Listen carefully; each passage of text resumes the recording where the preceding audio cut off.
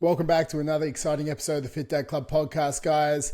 This podcast is always helping you stay on track with your fitness goals, become the best and healthiest version of you. I'm your host, Travis Jones. I'm here with Jason Barrett, and today we have such a big topic for so many people. It's on how to avoid falling into the holiday fitness slump, because between Christmas and New Year's is like a void that it's like a vacuum that sucks you in.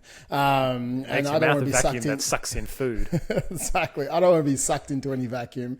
So we know it's tempting to take a break from your fitness and all your type of routines and your tracking over this time, guys. So we don't want that. We want to remember that consistency is key. And this episode, we're going to try and help you with strategies to keep the momentum going. How to make sure we tackle your excuses head on, make sure we push away any type of holiday overindulgences. You have a little indulgence, but overindulgences.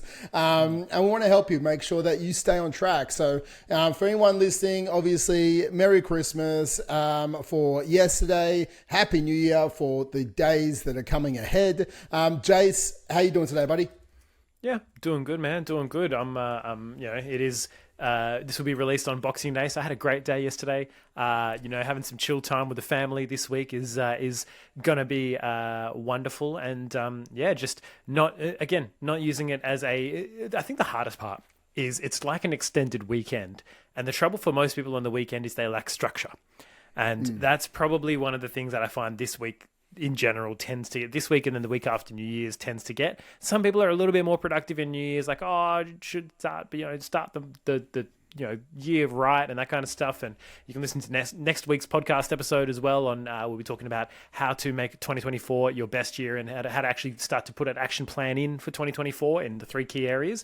But for now, the biggest thing is just making sure that this time doesn't suck. It's not necessarily about progressing in this time, but it is at least about not going backwards. Like, there's a quote from a guy like Nick Peterson who talks about, we don't celebrate enough when bad things don't happen. Like, people will celebrate you losing 20 kilos, but no one's going to come up to me or Trav and go, hey, you didn't put on any weight this year. Well done. Like, no one's going to pat us on the back for that. Well, they might actually be like, Jason, you said you were going to bulk this year and you didn't gain that much weight. You fucking pansy. Come on now. But that is the thing. We don't celebrate enough when bad things don't happen. So if normally you would blow out during this time and you've got now a action plan, or you're just like, you know what, I'm just going to at least just try and maintain, just keep it chill, not go over the top, and you manage to do that, that is a fucking win. So that is really good. So you've just got to set your intention for this time. It is a time without structure, so you've got to impose your own structure on it. Yeah, and I think you can. It depends on the type of person you are, whether it's like loose structure or structure. It's up to you. I think everyone's a little bit different, right? Inside this, but I think I completely agree. It's not about progressing forward in this time. Some people it is, but for a lot of us, it's not about progressing forward. But I think it's not losing the consistency of habits, especially if you've just found your fitness over the last sort of quarter or even the last 6 months, or anyone really, because like if you don't have any sort of consistency this week, it's very easy. If you got a couple of weeks off work, some people don't go back till mid-January or whatever it is. They like let this week slip. And then when you let this week slip, it's very easy to go, because they already like, I'll start again in the new year. And then from then they're like, I'll start again when I go back to work. And then they go back to work till mid-January. And for those in Australia, they're like, because then there's Australia Day coming up and there's a long weekend. I'll start again in February. It can be a very, very fast and slippery slope from having 1 week off to having 7. So I think, mate, it happens. Like, again, guys, running gyms for like over a decade and seeing thousands and thousands of people, I've seen this exact slippery slope happen across hundreds of people. So I think consistency is the power of consistency, and consistency breeds success. So it's the cornerstone of everything. And I think consistency with training, because it is the keystone habit for so many men. It sets the tone of your day and sets the tone of your week. And a lot of people have this all or nothing mindset around training. So like, oh, I'm going away, so I can't go to my normal gym, and there's no gyms where I'm going, so I'm not going to train. And then they don't train, and then because of that, they don't eat well. Because of that, their energy is slumped. Because of that, they don't sleep well. And it's just like, again, this sort of negative spiral. So we need to adopt a different mentality. We're going to talk about some bodyweight workouts today, but we still need to be consistent with a habit for us that is our keystone habit, because then it will set you up for a win. It's a tick in the vote of winning on the day. And I think, again, for a lot of us, we're dads, we've got kids, and they've got school holidays, you've got time off. You know, if you don't get it done early, for a lot of you, it won't happen this week. So I think it's scheduling your time to get up and get after it and put the notch in the win column early on. It will set the positive tone for the week, and it will set a positive tone for you coming into next week, which is next year. And you're not, you're already on the front foot. You're already moving forward. I think that's a big thing that we need to look at. Yeah. Momentum is like, you can't understate momentum. You can't understate the power of not feeling like you've either slammed the handbrake on or, you're decelerating. You don't want to feel that. You want to still be moving forward. You want to have, like, even if it's, and it's, again, as Trevor's saying, it's about creating the structure around who you are as a person. And if you know that, like, a couple of bodyweight training sessions in the backyard, or a couple of runs, or a couple of, cooking a couple of meals at home is all you need to go, yep, you know what? I'm in this, I'm good, I'm moving forward. If that's all you need, awesome. Like for me, it'll probably be, normally we go up to Lancelin, which is about an hour and a bit north of Perth, and stay with my gran, but with everyone's got like kids now, and her house can't accommodate 6 adults and 3 babies, and it's a lot. So we're going to go up a bit later. So normally this week would consist of going up there and going to the beach and playing tennis and playing golf and just doing all sorts of physical things. But for me now, a couple of sessions. Awesome. If I can get in a couple of sessions in the gym, 2 sessions, probably 2 runs now that I'm, basically a runner, something like that. Awesome. I home cook at home anyway. We're going to have a shit ton of leftover ham because I'm curing my own ham. Fingers crossed. If you're listening to this, hopefully I haven't died from botulism because I, did it all properly. Fingers crossed. Actually, fuck, I need to cook that tomorrow. I just realized that. It's been sitting in my fridge in a Dutch oven for 9 days. But we're going to have leftover ham, going to have to cook a couple of meals, probably eat leftovers mainly, not go crazy. We're not going to go, seeing anyone doing big barbecues and that kind of stuff. So you've got to find what that is for you. What is the structure, and what are the key, we talk about keystone habits, training being one of them that creates momentum in other areas. What are going to be 2 or 3 of the key things that you can do to say, hey, mentally, this is the way I've chosen to do this week and this is my idea of me keeping on track. Because I don't even care if yours is like, I didn't eat pizza and I went for a walk in this week. That could be your tick. And you say, yep, because it's all about your mentality towards it. If your mentality towards it is, this was a tick in the box for me and I'm moving forward, then fuck yeah, you're going to hit the new year with momentum. Even if someone else was like, oh, my tick in the box is I have to train 3 times and I've got to go on 3 runs and I only did 2 and I ate a little bit of pizza, I've ruined it, right? It's all about your mentality. It's not about the scale or the scope of the work you do. It's about how can you get yourself to say, hey, this is going to be a win for me for this week. This is going to mean I'm still committed to my fitness. I've ticked that box and I'm moving forward. Mate, I completely agree. I think it's definitely about setting those realistic goals for yourself, and they're personal. To understand, this is what, given my constraints and my circumstances, this is what I'm going to do for me this week. And it's having those expectations now on yourself. That doesn't mean that if it doesn't go to plan, you can't adjust and pivot and you don't throw the baby out with the bathwater, but you can set some expectations on how you can manage this. I think, you have your keystone habit. For me, like training daily is a big keystone habit, whether that's 15 minutes or an hour, I don't care. Like for me, it's something that sets my mental tone. But I have kryptonite habits as well. So the opposite of a keystone habit is that kryptonite habit, it's a derailing habit. So maybe if you reflect back and maybe you weren't a fit dad last Christmas, you're the opposite.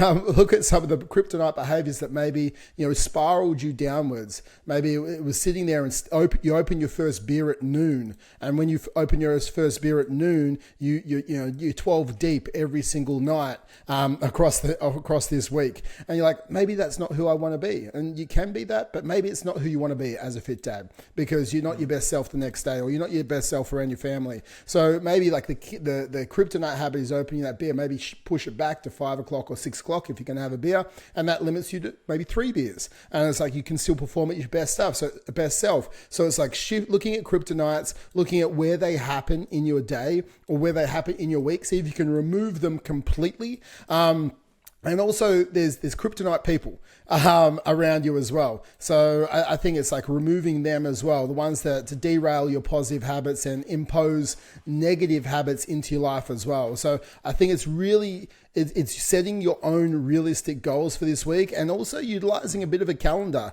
And I don't know if you're tech savvy out there, but me and Liv have a shared Google calendar. She can see where I am, what I'm doing as far as what I have. This also helps decrease questions. She knows when I'm at the gym or when I'm going to work out, and I'll pop everything in there. So she has some level of, because we have as partners rely on each other to parent our children. And wait, I've got the beauticians. Wait, I'm at the gym. Where are the kids? Exactly. So there's a level of not having to constantly have the same conversation over and over again, where we can just look, okay, cool, Trav's working out now, I'll work out later, or we'll take the kids here, and we sort of share it on a family Google calendar, which is super simple because it's in the cloud. It's in the cloud, guys. So, and I think it's having this like workout calendar and having like some workouts, readily available for you during this time. Because if you're currently someone who's like bodybuilding training, or you go to a gym and you don't have those resources, it's having your workouts ready ahead of time, whether they be bodyweight workouts or anything like that. So you know how long they're going to take. You have them, on your phone, ready to go, and you just don't have to think about it, and you can sort of execute. And I think that's a big thing for us to do as well, mate. Yeah, 100%. Like we have a share calendar. It's called Time Tree. If you want, there's like a free version. They have like a paid version as well, but you can just have different users and different events in there for different people. Google Calendar would probably be easier, but this one has like its notifications and that kind of stuff. It just works for us. But it's the same thing, especially if you've got a family member or within your family that. And I find this happens sometimes, and my wife can have this happen sometimes, where it's like, I just don't want you to go to the gym during this period. Like, I want you just to stay at home and be with the family and not just go to the gym, right?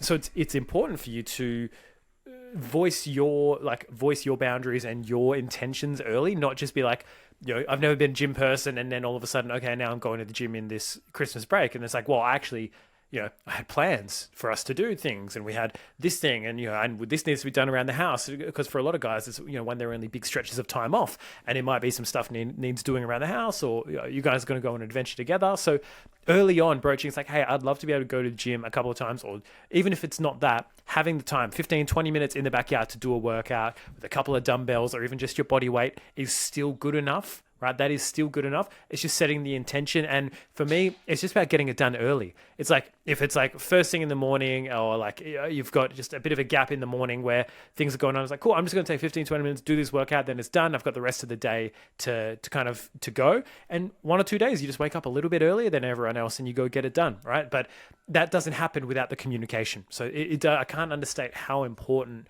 that communication really is when it comes to number one, having a calendar, but having the intention and the conversation with your partner around when are you going to be doing stuff, and your family about when are you going to be doing stuff, because other people are going to have things that they will expect of you too. But this kind of comes under the umbrella of have good communication with the people around you, and you'll be able to fit this stuff in a lot easier.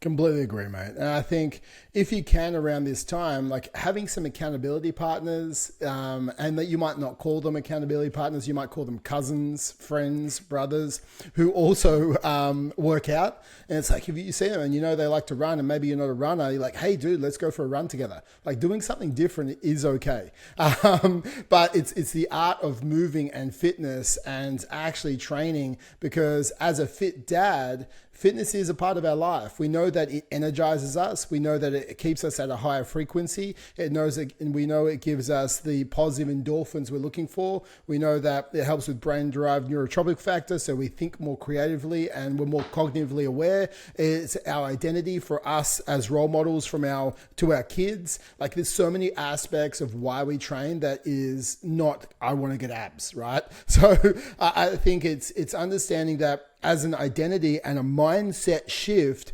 going, I train, even when it might not be going to the gym if I'm used to going to the gym. I think that's a big thing, because I'm a fit dad. I'm someone who enjoys the art of training for how it makes me feel today. So it's not a delayed gratification thing. I'm not training to get abs. I'm training because it makes me feel good today.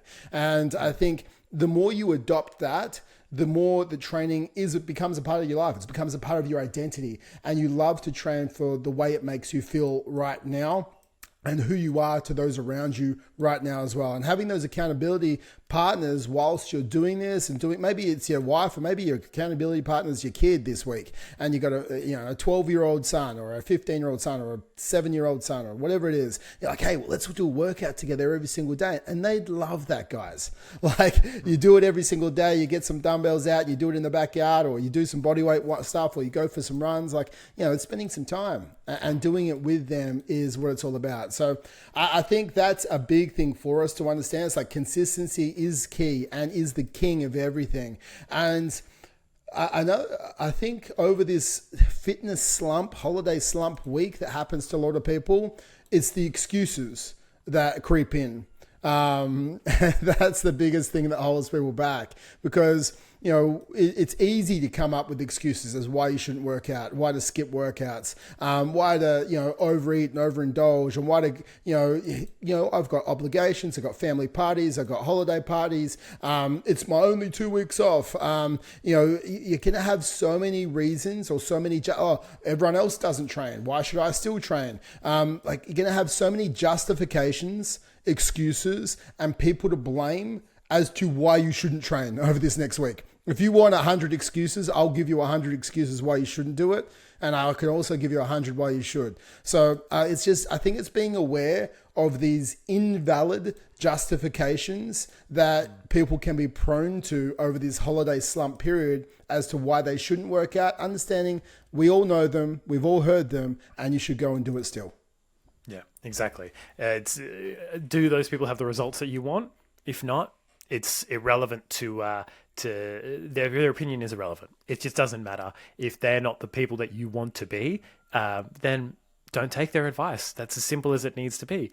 And I think it does require a level of grit and mental fortitude to be able to say no and say, no, this is my priority. This is what I'm going to do. And you've got to like break through that with them. And then eventually they'll be like, oh, I supported you the whole time, right? People will often flip eventually once you show, because a lot of your family will often just be like testing you and just be like, all right, do you actually really want this? Not consciously. They're just more like, oh, I've seen you fail these things before. I've seen you get caught up, and I don't want you to not have a good time. And to them, a good time is drinking beers and eating sausages and having a barbecue and whatever. They don't want to see you differ from that. They don't want to see you necessarily succeed. And we've obviously talked about this in a recent episode, but it's important that you push through that. Because if you do, then on the other side, they'll be so supportive of you. It just takes getting through that initial little hump of the excuses that come up, and the people that they'll throw reason after reason after reason at you that just is not relevant. It does not matter if it's not coming from someone who you want to be. Exactly, man. I think it's just continuing to develop the mindset shift needed. Instead of being an excuse-making robot, I want you to be solution-orientated. I think this is a big thing. So, every person, like there's so many people out there that has a problem for every solution. I want you to be the person that has a solution for every problem. Like I want you to make that shift. If you can make this one shift this week and take this into 2024 and go, you know what? I'm going to always encounter problems. I want to be the guy that has a solution for every problem, right? That will keep me on track to becoming the fit dad, the best version of me. So every time you have instead of like, because we can always think of excuses. If something pops into your head, I want you to go, you know what, this is a solution for that. You know what, this is a solution for that. I want you to be a solution, missile directed, guided person, the way you're just like going to hammer solutions all day long on how you can stay on track. Again, this is not you giving unsolicited solution advice to your wife or your family members who are around you right now. This is being a solution-orientated, guided missile for your own obstacles and for your own challenges. I want you to constantly counter yourself with solutions because the person who's making all the excuses is you. So you need to make the solutions as well. So constantly change the mindset shift. Every problem, every challenge, every obstacle, you're going to find solutions over this week. And you're going to take that momentum into next week and you're going to keep up the solutions from now on in. Yeah. I think a big one with those solutions is then as you find solutions and as you execute on them, celebrate and give yourself that positive momentum and a bit of a pat on the back for it. And it's like, all right, I came up with a solution. I did it. You want to treat yourself like a dog. You need to positively reinforce yourself with all of the good stuff that you do, because we are kind of like advanced chimpanzees, right? Our brains are still they respond very well to reward mechanisms. That's why people get stuck scrolling social media. That's why people get addicted to drugs and porn and alcohol and that kind of stuff, because it tickles that little part of your brain that goes, oh yeah, that feels really nice. Oh, I scrolled this and that made me laugh, and now I'm going to scroll for the next 3 hours looking for that dopamine hit. You've got to give yourself that dopamine hit, and it's got to not come from a little treat, but you've got to reward yourself and celebrate yourself in some ways, even if you just do it in your head. But even better is out loud. It's like, fuck yeah, I did this. I'm proud of myself. I did well. And part of doing that is having people to celebrate with and to. We have a free community in the Facebook group, the Fit Dads Club. We also have our group of clients. It's a bit more small, a bit more tight-knit community. But those are the people that you want to share your wins with. Other people who get it. If you don't have anyone in person, having those partners in accountability that keep you honest and keep you focused, but also that you can celebrate your wins with and you can share with and go, I did this and I'm proud of this. Like I was able to come home and tell my wife, this is the farthest I've ever run unbroken. And she looked at me really tiredly. He's like, wait, you got to go for a run while I was parenting our toddler running around? That's that must be nice. It must be nice. But then afterwards, she was proud of me. Say check the Google calendar. I put it in there. Check my time tree. It was scheduled as 25 minutes and I did it in 24 minutes 30. So you're welcome. Exactly. Come on. Yeah, exactly. I gave you 40 seconds back. So it is important, right? You execute, you go like, yes, just like me. It's like reinforcing the identity, guys, this week. I think for all of us, you might be thinking, but okay, how do I still get it in? Like home workouts are easy. If you have some dumbbells, we can talk about that, and we will. If you have only body weight and you're away, you're caravanning, you're down south, you're up north, you're in west, east, I don't care where you're going. You're somewhere. You're somewhere. You're somewhere not in your house. But you can do things that are going to be simple and easy just with your body. You can pump out like a 50, 40, 30, 20, 10. So you start with 50 reps of each, you go to 40 reps of each, then 30, then 20, then 10. You do air squats, so just body weight squats. You do push-ups and you do sit-ups. You do that and you have a time cap of 15 minutes. Some people will do it in 8 minutes. Some people won't even finish, but 15 minutes, it's done. Wherever you got to, you're done in 15 minutes. And there's a goal to get under 15 minutes. So I think for anyone, like that's a great one you can do. You can incorporate a bit of running. Maybe you're down on the beach. You're going to run out. You're going to do 400-meter run. Every time you come back, you're going to do 10 push-ups, 10 squats, 10 lunges, and 10 sit-ups. And maybe you're doing that 5 times, or maybe you're doing that 10 times. Like write it down. It's like, this is my Tuesday workout, and I'm going to get down there. I'm going to get in the sun. I'm going to, do it on the sand. I think it's creating these shorter, intense workouts it doesn't even have to be intense, but shorter workouts that you can get done. You feel good for doing it, and you can incorporate just some body weight stuff. I think if you have some dumbbells, like a good way to do it this week is some AMRAP or some EMOM style. So EMOM is like every minute on the minute. You could do some dumbbell chest press laying on your back. If you don't have a bench, you could do a floor press where you're doing chest presses laying on the floor. You could do it on the minute 1. I'm going to be doing 12 to 15 dumbbell chest presses. Minute 2, you're going to do a bent over row with your dumbbells for 12 to 15 reps. And minute 3, you're going to do 15 dumbbell sit-ups. And you do that for 15 minutes for 5 rounds. It's like, okay, that's workout 3. Yes, I've got this done. And AMRAP is as many rounds as possible. So maybe it is like, I've got my dumbbells. I'm going to do a strict press, like a shoulder press for 10 reps. And then I'm going to do bicep curls for 10 reps. Then I'm going to do some dumbbell leg raises for 10 reps. And I'm going to do as many rounds as I can in 15 minutes. So right there, guys, you've got 4 workouts that you can hammer out. And again, it doesn't have to be the best workout. It doesn't have to be the most scientifically proven workout. We're not doing anything except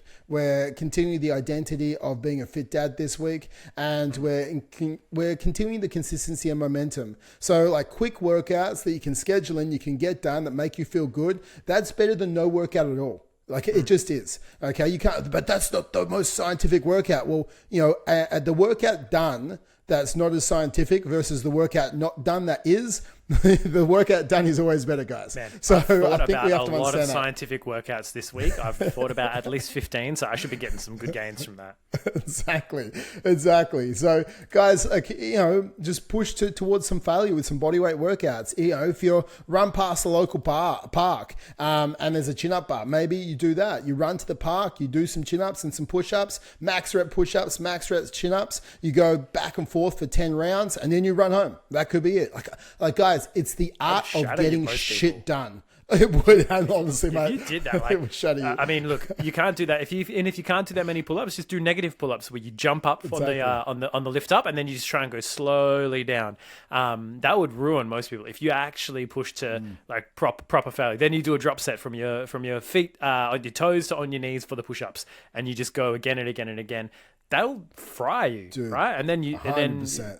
Next time you do it, you're doing lunges on the way there. Put one of your kids on your shoulders and do lunges around the backyard till you can't do any more. Depending on how big your kids are, if your kids are in their teens, it might be one lunge and then you're fucked. But as Trevor's saying, it's like intensity beats like crafting and nitpicking and all that kind of stuff. It's like when all else fails, bring intensity. Intensity makes up for lack of time. You can be as like laissez-faire about a 2-hour workout if you want. You can take all the rest in the world and do all the right things and work yourself up for it. But other than that, just bring some fucking intensity, and you don't need to do anything for nearly as long.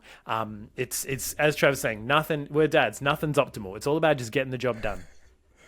Exactly, man. I think it's incorporating that into your daily activities over this week as well. Like, tell your kids, let's go to the park twice a day if you're not away, right? Let's go for it. Let's go down the park and you jog with them, you play with them, you move around. It's like this week I want you to incorporate other activities out there. Like, you can, multitask. Like, do like some of my guys, honestly, like I can't get it in because I'm so busy. It's like do some squats while you're brushing your teeth. Like do a pull up every time you walk through like a door. Do 10 push-ups on the hour every hour, and that's your training. You still did 150 push-ups today. Like, it's incorporating some different activities into your day that's still going to incorporate fitness, the fit dad life, and have that sort of in family involvement with your kids. It's like, okay, let's all go for a scooter ride today. Maybe you go for a jog with them whilst they're scootering around the park. Maybe go to a park run. New Year's Eve is a park run. I'm sure it will still be on, or maybe it's the day before New Year's Eve. But if you turn up like I have in the past and no one's there, just go run 5Ks, right? Like just go and get it done. But it's like trying to get some family involvement in there this week. Get your kids out, get them active, go for a surf with them, go for a run with them, go for a lunge with them. I don't care what you're doing, just do it together and show them, be the role model that you really want to be for your kids. And I think that is a big thing. That's your home workouts for busy times. I think just understanding like habits a little bit as well, Jace, for this week, because we've got some negative habits that might have been there from last year or in unstructured times like weekends. And like you did say, like this is like an extended weekend. So I think we have to understand every habit is like cue, routine, reward. When I sit on the couch, I grab a beer and I drink a beer and I watch a TV show. Like the sitting on the couch is the cue, the routine is the beer, the reward is the satisfaction from that. You're going to be sitting on the couch maybe a lot more this week, right? So that cue is going to keep triggering. So we have to try and go, nope, I don't want that cue and routine reward. Maybe whatever it is, if you're eating at home, like you eat a certain way or you eat a certain type of food, or when you're not structured, you eat takeout more. The cue is, when we're not structured on the weekends, we normally have takeout at night time. So because it's unstructured, maybe you have more takeout. So you need to look at the cues, understand the routines and understand the rewards. And we need to sort of change that. And we're going to talk about, I'll give you a couple of scenarios of some of our guys and how they've changed them as well. But I'm big advocate for consistent timing with our workouts for this week. I think you can play some habit loops inside that, because if we know that every morning at 6 a.m. this week, I'm going to do a 15-minute workout before the kids get in, it's like, it's done. You don't have to find space and time during the day to do it. You just get up, you get it done, or maybe it's at 8 p.m. or maybe it's at 12 noon, but it's like keeping it consistent, because if not, the days will just disappear.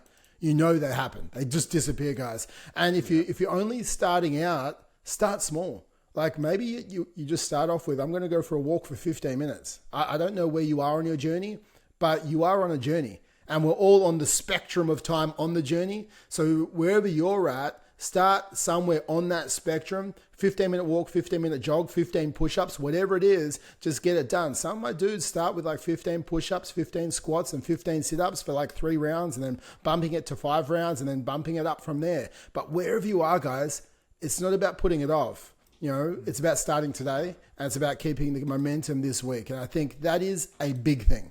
100%. You've got to have and this is like a good foundation for the rest of the weekends, for the rest of the year, because like one of the big things for me is just get more shit done around the house. Like just get more shit done. Instill some new habits. Instead of sitting down and drinking a beer, you're spending time with your family, or you sit down in a different spot, or you mow the lawn, right? Even if it doesn't need it, go out and water the garden. I don't know, trim the hedges. If you have a bigger garden, there's always shit to do with the garden. I'm finding out.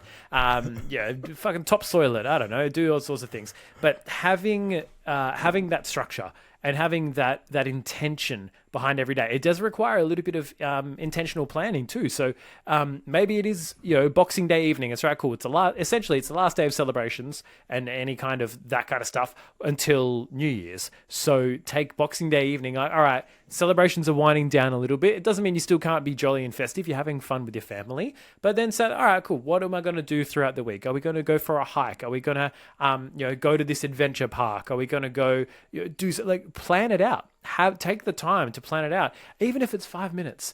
If it's your food, having those key moments throughout the day over the course of this week are going to be what keeps you sane and keeps you moving in the right direction, and stops you from spiraling, right? The biggest thing is like whatever's done is done. Whatever happened on Christmas, whatever happened, today on Boxing Day, whatever happened Christmas Eve, all of that is already done. You can't do much about it. All you can do is plan for the next week moving forward. You want to stop it. You want to cauterize the wound if there has been a wound and move forward. That's all that matters, right? So having a structure to your day, like just even 1 or 2 key activities or moments throughout the day, that's all that you need, right? But most people just wake up and they're like, oh, what are we going to do today? And then 11 o'clock rolls around and you've eaten some chocolate for breakfast, and it's like, well, all right, that's probably not a great start.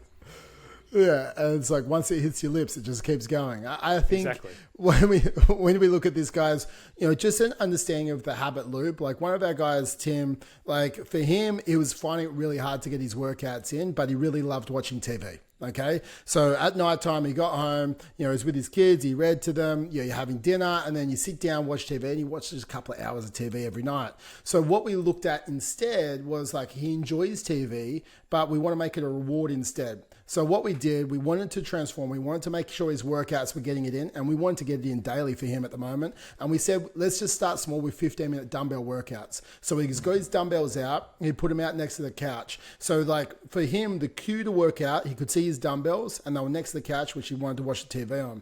So he wasn't allowed to actually watch TV until he did a 15-minute workout. We crafted just some EMOMs, like I said before. Minute 1, do this. Minute 2, do this. Minute 3, do this.